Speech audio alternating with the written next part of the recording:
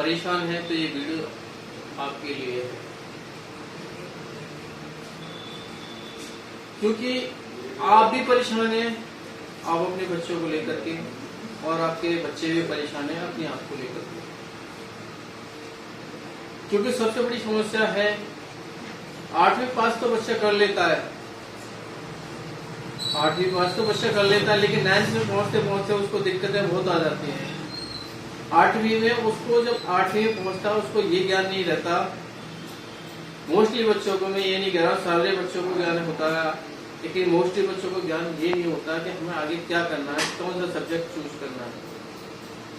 उसमें क्या होता है कि सबसे पहले वो अपने हिसाब से, मेरे दोस्त ने साइंस साइड ले लिया है, मैं 9th में साइंस लूंगा। मेरे दोस्त ने कॉमर्स ले लिया, मैं कॉमर्स में जाऊंगा। मेरे दोस्त ने आर्ट ले लिया, आर्ट में जाऊंगा, मैं कमजोर हूँ, मैथ नहीं आता, तो मैं आर्ट में ले लिया। एग्रीकल्चर में ले लिया। तो ये बहुत सारे क्लू हैं बच्चों के लिए 8वीं पास के बाद में। 9th 10th तो बात की बात है, लेकिन 8वीं पास के बाद में बहुत बड़ा दिक्कत है, क्योंकि मेरे पास में कई गार्जियंस की कॉल्स भी आई हैं, मैसेज भी आए हैं।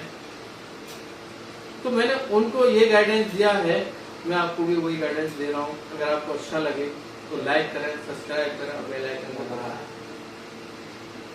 देखिए 8वीं पास में आप बच्चों को ध्यान नहीं दे पाते हैं कि बच्चा हमारा क्या कर रहा है, क्योंकि बच्चों को क्या है, फ्रेंड सर्कल जो होता है बच्चों का, फ्रेंड सर्कल के हिसाब से काम करते हैं कि मेरे दोस्त ने साइंस आर्ट ले लिया तो मैं भी साइंस आर्ट लूंगा, मेरे दोस्त ने कॉमर्स ले लिया तो मैं कॉमर्स लूंगा, मेरे दोस्त ने मैथ लिया तो मैं भी मैथ लूंगा।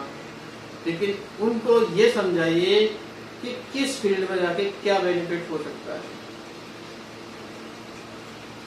इसमें आपको सबसे पहली बात यह है कि हमारे पास जो, हमारे यहाँ यूपी की मैं बात कर रहा हूँ, तो यूपी में 4 लेवल्स है जिसमें आदमी को ग्रोथ है।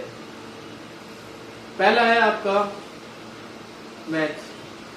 लोग वो सोचते हैं कि मेरे को मैथ लेना है, तो 4 लेवल कैटेगरी के बच्चे होते हैं वो मैथ में चले जाते हैं।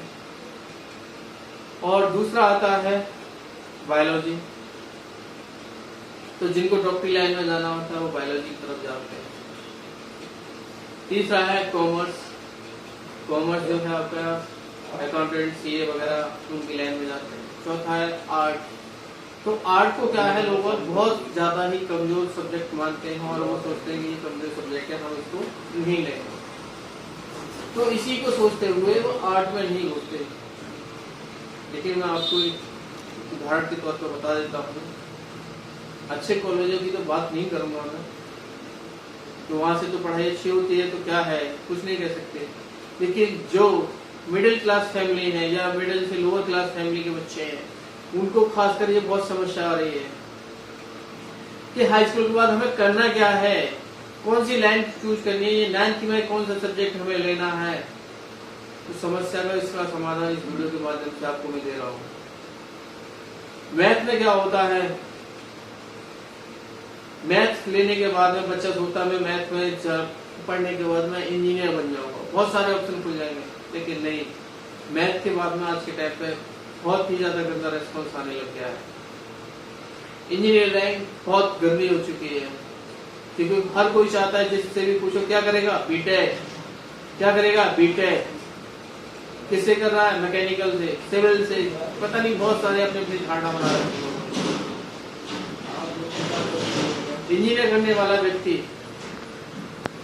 प्राइवेट सेक्टर में 5,000 6,000 रुपए की नौकरी कर रहा है, जबकि उसकी फीस तक की रिकवरी नहीं हो रही है उसमें। तो इस फील्ड में क्यों जा रहे हो? अपने बच्चों को ये वीडियो दिखाइए कि मैथ में क्या है, उसे इंजीनियर बनाना है। इंजीनियर कैसे बनेगा और इंजीनियर बनके करेगा क्या, उसे पहले सोचने में मजबूर कीजिए। ये पढ़ने में कैसी काबिलियत है बच्चे की, उसको निखारिए। दूसरा आता है बायोलॉजी।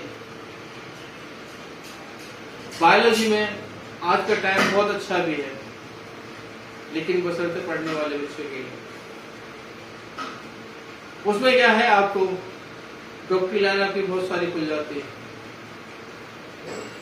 डॉक्टरी लाइन खोलने के साथ साथ में आपका क्या ऑप्शन बनता है, उसमें अगर आपके पास ज़्यादा बजट नहीं है पैसों का, तो उसमें मेडिकल के बहुत सारे कोर्सेज आते हैं, वो आपके बच्चे के लिए सहूलियत हो सकते हैं और आपके लिए भी सहूलियत हो सकते हैं। मैं आपको बता देता हूँ, जैसे कि अगर पढ़ने में ज़्यादा बच्चा अच्छा है तो MBBS की तैयारी कराइए, BMS कर ले। जब डॉक्टर बन जाएगा तो पूरा घर के नाम रोशन हो जाएगा और आपका आस पड़ोस में भी नाम होगा, क्योंकि गवर्नमेंट कॉलेज में एडमिशन आने के बाद में बहुत सहूलियत मिल जाती है, इतनी फीस भी नहीं आती। सिर्फ बायोलॉजी से ऑप्शन ये खुलता है। उसके बाद ऑपरेशन थिएटर का कोर्स कर ले, अगर आपके पास पैसे की कमी है तो 1-2 साल के कोर्स होते हैं, ऑपरेशन थिएटर का कोर्स कर लें, जिसे OT टेक्नीशियन बोलते हैं। लैब टेक्नीशियन का कोर्स कर ले, एक्सरे टेक्नीशियन का कोर्स कर ले, ANM GNM के कोर्स कर ले। बहुत सारे डॉक्टरी लाइन कोर्सेज हैं। ऑप्टिकल्स में चला जाए बच्चा, ये आप कोर्स कर सकते हैं। अब आता है हमारा कॉमर्स। अब कॉमर्स थोड़ा सा लोअर कंडीशन में पहुंच जाता है, लेकिन कॉमर्स प्राइवेट सेक्टर में, गवर्नमेंट सेक्टर में बहुत अच्छा स्कोप है इसका। उसका स्कोप क्या है आप समझते हैं? प्राइवेट सेक्टर में उससे CA, बैंक अकाउंट मैनेजर और आपका अकाउंटेंट वगैरह बहुत सारे ऑप्शन खुल जाते हैं कि अकाउंट कंपनियों में, बहुत बड़ी कंपनी है उसमें अकाउंट मैनेजमेंट में सारी चीज़ें होती हैं। वो क्या है, एक जो है आपका कॉमर्स वाले बच्चे कर सकते हैं इस चीज़। तीसरा आता है हमारा एग्रीकल्चर, चौथा हमारा पॉइंट है एग्रीकल्चर का। बच्चे यहाँ भी सोचते हैं कि एग्रीकल्चर में क्यों जाए, एग्रीकल्चर में क्यों जाए, क्योंकि उसमें खेती बाड़ी करनी होती है। आपको नहीं पता है कि आज के टाइम में गवर्नमेंट जॉब निकलती है तो MSc 12th के बाद में BSc एग्रीकल्चर करने के बाद में फिर MSc एग्रीकल्चर होता है। MSc के एग्रीकल्चर के बाद में 110% के साथ में कह सकता हूँ कि गवर्नमेंट जॉब मिल जाएंगे आपको। अगर नहीं मिलती है फिर भी आपके लिए प्राइवेट सेक्टर में बहुत बड़ा फील्ड स्कोप पड़ा हुआ है। उसके साथ साथ में आपका फील्ड PhD करते हो प्लांटेशन में, तो वो भी आपके लिए बेटर स्कोप है। चौथा आता है आपके लिए, पांचवा आपके लिए आता है आर्ट। आर्ट को जो कि व्यक्ति सबसे ज्यादा कमजोर और जो सोचते हैं लोग कि एक कमजोर व्यक्ति लेते हैं इसको।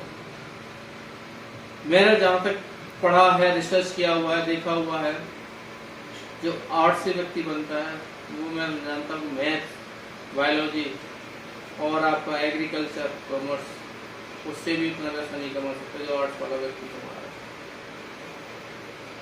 आर्ट लेने वाले बंदे UPSC के क्लियर्स एग्जाम कर देते हैं, क्योंकि मेन क्वेश्चंस अटेम्प्ट उसी में होते हैं। UPSC जो एग्जाम होता है UPSC का, मेन क्वेश्चंस उसी से पुट अप होते हैं। अब सोचना आपको है कि आप किस फील्ड में जाना है। अब देखना आपको कि आपको क्या करना है आगे फील्ड में, किस फील्ड में आके जाके पढ़ना है।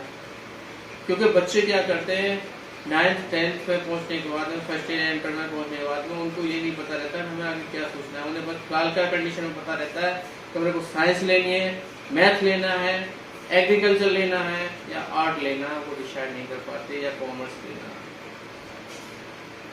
इस वीडियो से आपको किसी भी 100% में से 10% भी आपको और थोड़ा सा भी आपको आइडिया मिल रहा हो तो मेरी वीडियो को लाइक करें, शेयर करें। धन्यवाद।